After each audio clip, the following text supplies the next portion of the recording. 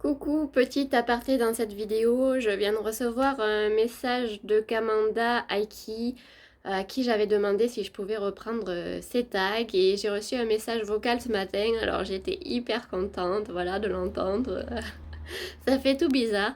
Donc merci Kamanda, vous pouvez la retrouver sur YouTube et sur Instagram. Donc je vous laisse regarder tout ça et je vous souhaite une bonne vidéo. Ciao ciao, bisous.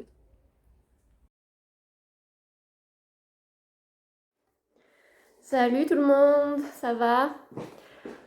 Alors aujourd'hui je vais reprendre un tag qui a été vu sur le blog de Kamanda Aiki. C'est un compte que je suis. J'aime beaucoup son compte parce qu'elle respire la joie de vivre. Je suis sa fan numéro un. Je ne sais pas si elle sait que j'existe, mais bon, des fois je lui pose des questions, elle me répond, donc elle est vraiment très sympa et c'est sympa à regarder. Et donc, elle a repris plusieurs questions et elle a dit qu'on pouvait, nous les plantes addicts, répondre à ces mêmes questions, même si j'ai pas été taguée par elle pour y répondre. Donc voilà. Donc voilà les questions auxquelles elle a répondu et je vais m'y prêter aussi. Donc la première question, c'est est-ce que tu parles à tes plantes? Alors j'ai envie de vous dire, quand on est plante addict, qui ne parle pas à ses plantes? Oui, je leur parle. Et bien évidemment, je leur parle d'autant plus que je suis seule toute la journée quand ma fille est à l'école et que mon mari est au travail. Donc oui, je parle à mes plantes et ça c'est tout à fait normal chez moi et je trouve pas ça bizarre du tout. Voilà. Alors, en question numéro 2, une personne que tu as transformée en plante addict. Alors je dirais ma fille, parce que ma fille, en voyant que j'achetais des plantes, s'est mise à acheter des plantes avec les sous de son cochon. Donc ça serait la plante addict transformée numéro 1. Et ma mère en avait marre des plantes et avait tout enlevé chez elle. Alors elle avait des plantes, mais elle les connaissait pas énormément en fait. Et ça l'énervait pour faire le ménage, les feuilles qui tombent et tout. Au final, elle a fini par tout virer. Et c'est en me voyant acheter des plantes à Lidl pas cher qu'elle a recraqué. Elle en a pris deux petites. Elle a pris un petit philodendron Birkin et un Ficus lyrata. Voilà, donc je les ai légèrement contaminés. Ah si, il y a aussi une de mes abonnées, Alexandra, tu te reconnaîtras, coucou, qui m'a dit qu'elle n'avait pas du tout de plantes chez elle et qu'elle a commencé à regarder mes vidéos et du coup elle en a acheté plein. Je plaide coupe à la bleue, tout va bien. Voilà. Donc finalement oui, j'ai embrigadé quelques personnes. Voilà. Alors, question numéro 3. As-tu déjà pleuré de tristesse ou de joie pour une plante? Ça m'est pas encore arrivé parce que je n'ai pas perdu de plante auquel je tenais beaucoup. Euh, j'ai commis quelques meurtres, enfin, je pense pas que ce soit moi, parce que des fois, on vous envoie des plantes qui n'ont pas trop de racines, qui n'ont pas de... Là, ma dernière plante qui est morte, c'était ma Ceropegia woody variata. J'étais deg parce que j'étais trop contente de la trouver, la Truffaut. Et donc, par curiosité, je me suis dit, je vais voir s'il y avait au moins un petit codex, quoi. Et en fait, il y avait que deux racines et ça avait mouru. Ça avait mouru et je me suis dit, bah, il n'y a pas de codex, comment tu veux, Fernande, que ça dure? Donc autant c'était pas moi, je l'ai peut-être pas trop arrosé ou pas assez, c'est juste que la plante, elle a pas pris, quoi. Ils vendent ça en bouture, ça avait même pas pris. Par contre, j'ai bien les boules pour la Monserrata Constellation. Franchement, je l'aurais pas acheté parce que c'est trop dur, 100 balles ça. Là, j'ai les boules. Voilà, je pleure pas, mais j'ai pas la joie, j'ai les boules. Pour la Monsterrata Constellation. Alors, en quatrième question, est-ce que j'ai déjà eu envie de jeter mes plantes par la fenêtre à cause des nuisibles? Alors, je croise les doigts. Pour l'instant, je n'en ai pas eu. Seul truc que j'ai eu, c'est un petit peu dehors. J'ai pas mal de cochonnies chaque année sur mon mimosa. Je les enlève à la pince à épiler. Après, je vaporise de savon noir. J'en ai eu sur une ou deux succulentes, des genres de petites cochenilles et des genres de petits acariens. J'ai vaporisé, ça va, ça a été gérable. Dans la maison, pour l'instant, ça va. Donc, non, je n'ai pas eu envie de jeter mes plantes par la fenêtre. Ni à cause des nuisibles, ni à cause d'autres choses. Depuis tout à l'heure, je fais ça. C'est infusé, mais c'est brûlant. Donc, je peux pas le boire. Alors, tes plantes, tes amis. Alors ça, c'était un tag que personnellement j'avais trouvé et c'était ma question à laquelle elle avait répondu. Alors forcément, oui, je considère mes plantes comme mes amis parce que j'ai toujours été une personne solitaire, une personne qui s'est fait malmener par l'humanité, ce qui a déclenché ma fibromyalgie, ce qui a fait que maintenant je suis coincée chez moi à pouvoir rien faire et à regarder le temps passer. Donc oui, mes plantes sont mes amis. D'où le fait que je leur parle. Voilà, donc oui, mes plantes sont carrément mes amis. Voilà. Combien de fois es-tu capable de racheter une plante que tu as tuée? 2 fois. J'ai tué la chaîne de perles. J'en ai racheté une. Si celle-là, elle meurt, j'en rachèterai pas. Pour l'instant, ça va. La première, je l'ai tuée parce que je l'ai trop arrosée, comme tout le monde. C'est une plante qui supporte pas les arrosages. Chaîne de perles, c'est une fois par mois. Donc, si celle-là, elle meurt, j'en rachèterai pas, c'est trop difficile. Pour l'instant, elle se porte bien. Donc, pas plus de 2 fois. Là, je suis à ma deuxième Clandescantia zebrina. La première, c'était un baby plant, je l'ai tué. Les baby plantes, évitez, j'arrête pas de le dire, tout le monde n'arrête pas de le dire. Si vous voulez une plante robuste, prenez une moyenne plante ou une grande plante à la base. Voilà. C'est plus cher, mais au moins vous avez plus de chances qu'elle survive. Et donc là, ma zébrina, elle est dehors et elle va très bien, donc je croise les doigts pour que ça dure. Mais voilà, 2 fois, pas plus. Après là, je viens de vendre un de mes calathea. J'en avais que 2. J'avais le Calathea White Fusion, pas White Fusion, White Star, qui est magnifique, mais il se plaisait vraiment pas du tout chez moi. Donc je l'ai vendu. Et j'ai encore un petit Lancifiolia qui est dans mon terrarium, mais il est tout petit, il se porte bien, donc ça va. Mais les Calathea, je crois que j'en rachèterai pas. C'est vraiment magnifique, mais je pense qu'il faut avoir vraiment un gros taux d'humidité ou un humidificateur.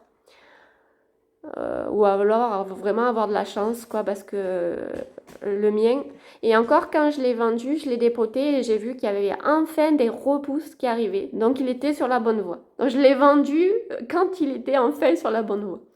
Mais ça va, je regrette pas. Il faut que je fasse un peu de vide avant l'hiver, là, pour tout rentrer dans la maison, parce que j'en ai acheté pas mal à la belle saison. Voilà.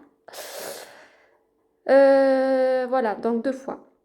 Ultimatum, plante d'intérieur ou d'extérieur? Alors, si on devait me dire, choisis soit les plantes d'intérieur, soit les plantes d'extérieur, je crois que je vais me cramer.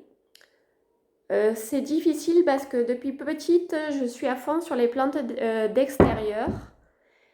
Et maintenant, je me suis découverte un amour fou depuis 2 ans sur les plantes d'intérieur que je calculais pas du tout avant.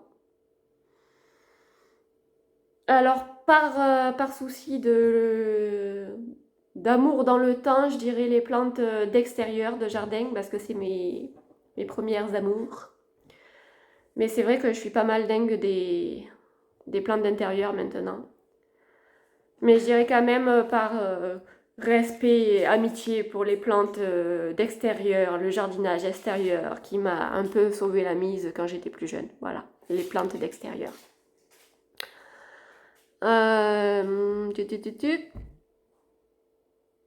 Si je devais garder qu'une seule plante, Ça, c'est impossible. Et j'ai ma fille derrière qui me montre la Monstera Deliciosa. C'est sûr qu'on aime tous la Monstera Deliciosa. C'est un peu une icône des plantes addictes, la Monstera Deliciosa. Mais il y en a pas mal que j'aime beaucoup. En ce moment, la Rhaphidophora tetrasperma, elle a une pousse de ouf, elle est magnifique. J'ai le Philodendron Astatum silver qui a une pousse de ouf, il est magnifique. J'ai le Syngonium rose là, que je connais pas trop son nom, il est magnifique. Ça doit être trop dur d'en choisir qu'une. Je vois pas, hein. Alors je dirais la Monstera Deliciosa, mais vraiment, il y en a d'autres qui sont formidables aussi, hein. C'est vraiment une question horrible ça à poser. Alors, 9. Un tas de plantes qui vont mal ou une qui pète le feu. Je préfère avoir une plante qui est super gratifiante à regarder pousser, qui va bien et qui est magnifique, plutôt que d'avoir un tas de plantes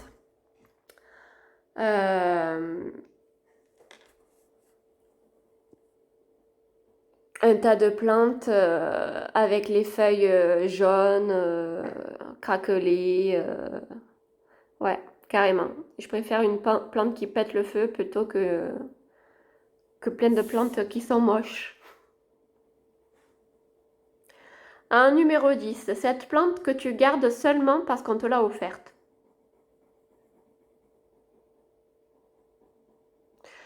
Est-ce que je peux le dire Je suis pas sûre parce qu'il y a des personnes qui regardent qui regardent ma chaîne, vous voyez. Donc oui, il y a une plante dont je me suis lassée, mais je ne le dirai pas, c'est suspense. Voilà.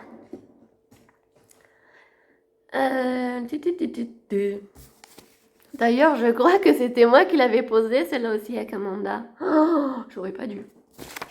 Désolée, Camanda. Je crois qu'on a fait le tour du tag. Je pense qu'on a fait le tour du tag, voilà. Alors, je vous ai parlé de mon magnifique Syngonium rose. Il est vraiment trop beau, je l'adore. Il a une belle pousse, il est pas encore tutoré, mais il a une vraie belle couleur. Voilà ma deuxième chaîne de perles. Elle n'a pas une taille ouf, mais ça va quoi, elle est vivante. Et juste en dessous, voilà ma Zébrina, Grandescantia Zébrina, qui était de petite taille et là qui a bien grandi, vous voyez. Bon, il faut que je fasse un peu de ménage, hein. Mais franchement, ça va quoi. Elle est loin d'être à l'agonie et j'espère qu'elle va rester parce que voilà, c'est une des Transdescantia les plus difficiles que je connais. Après, ma fille avait acheté une petite bébé verte et blanche, une genre de variegata là, je sais pas le nom, et elle est morte de suite. Donc voilà les deux qui me semblent difficiles. Par contre, voilà, celle-là, j'ai pris un bout chez ma maman. Et ça, c'est un bout de... Voilà. Et elle a fait sa life et tout va bien, quoi. Donc celle-là, facile.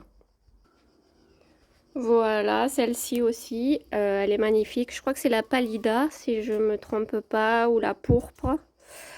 Transdescantia. Et celle-là, elle aime beaucoup le soleil. Bon, les chats l'ont mâchouillée, donc voilà. Mais sinon, ça va. Et puis, de temps en temps, quand c'est trop long, je coupe et je replante pour que ça soit un peu plus touffu parce que je la trouve un peu maigre en ce moment. Mais sinon, elle va bien. Celui-là aussi, c'est l'Astatum dont je vous parlais tout à l'heure, Astatum Silver Philodendron. Je l'ai acheté 5 € à Truffaut. Il était comme ça. Et voilà, regardez-moi ça, comme il a poussé. Et je sais pas si ça se verra sur la vidéo, mais les reflets qu'il a, c'est sympa. Ma fille veut absolument que je vous montre sa plante, donc je vous la montre. Voilà le petit caladium de ma fille. que j'ai mis dans un petit pot Bouddha. Et il est très chouette lui aussi. Voilà pour la Monstera Rhaphidophora tetrasperma. La dernière vidéo où j'en ai parlé, je vous ai dit voilà, dans 6 mois, elle atteindra le haut du machin. Ça fait pas encore 6 mois et regardez, elle a dépassé la moitié du truc. Donc c'est feuille sur feuille, elle est vraiment fascinante cette plante. Génialissime. Je voulais vous demander aussi, j'ai remarqué que mes Maranta n'aimaient pas être dehors. Je les avais mises dehors et apparemment elles avaient trop chaud. Elles étaient toutes comme ça et tout. Et comme je les ai remises dans la maison, le taux d'humidité doit être meilleur pour elles. Et elles recommencent à s'étaler et à être plus jolies. Donc je me suis dit, tiens, je vais leur poser la question, est-ce que vos Maranta, vous avez vu une différence entre l'intérieur et l'extérieur? Parce que toutes mes plantes kiffent être dehors. Mais celle-là, j'ai pas trouvé. Voilà, j'espère que cette petite vidéo spéciale tag vous aura plu et vous aura fait passer un bon moment en compagnie de moi-même et de mes plantes. Si vous avez des questions, n'hésitez pas, je serai ravie d'y répondre. N'hésitez pas à mettre un petit pouce, ça fait toujours plaisir et abonnez-vous, plus on est de fous, plus on rit. Allez, je vous dis bye bye et à la prochaine. Ciao, ciao.